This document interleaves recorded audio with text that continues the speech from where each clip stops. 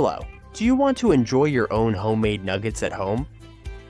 Alright, let's go for it. This foolproof recipe is amazing and will make everyone in your house lick their fingers.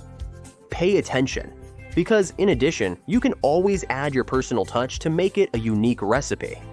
I'll start with this wonder. To start chicken breast, we're going to take a really sharp knife and cut it into cubes. Into cubes as small as possible.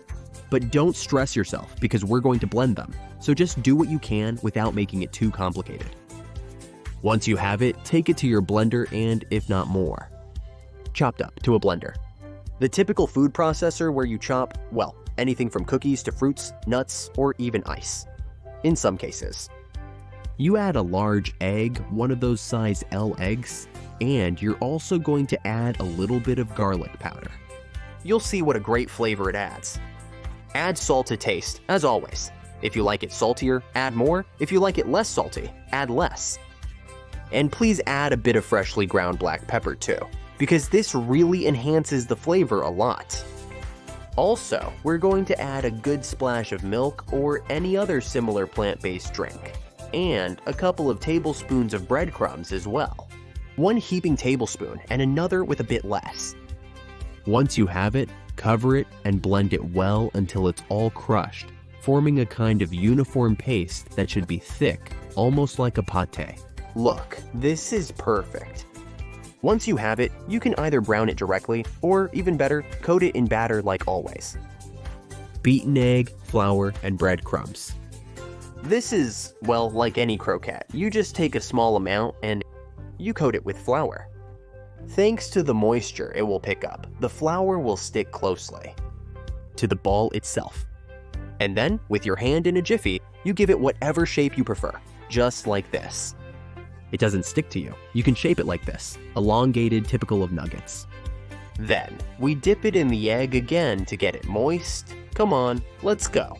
And finally, we coat it in breadcrumbs, so you get that characteristic crunchy layer on the outside. My advice is not to use the same fork between one bowl and the other. That way, nothing sticks together. A simple but necessary trick. Look, I've already got this one. Also, another touch you can add is in the breading. I just use regular breadcrumbs, but you should add some larger pieces of bread so it turns out a bit crunchier. And some people mix them with little breadsticks, crushed up, or some nuts. That's up to you. Hot oil, on medium or medium-high heat at most, but make sure it's really hot, so that when you drop something in, it sizzles, bubbles. If you want to know if your oil is ready, you can put something wooden in it. In the center, a spatula, for example. And if you see that it starts to bubble, it's ready. If not, I wait a bit for it to heat up. Once they're golden on one side, that's it. We center the camera so you can see it well and flip it over. There's no secret to it, that's it. Just make sure it doesn't slip. The point is to flip them so they cook evenly on both sides. No mystery at all. Go little by little at first until you get the hang of the temperature.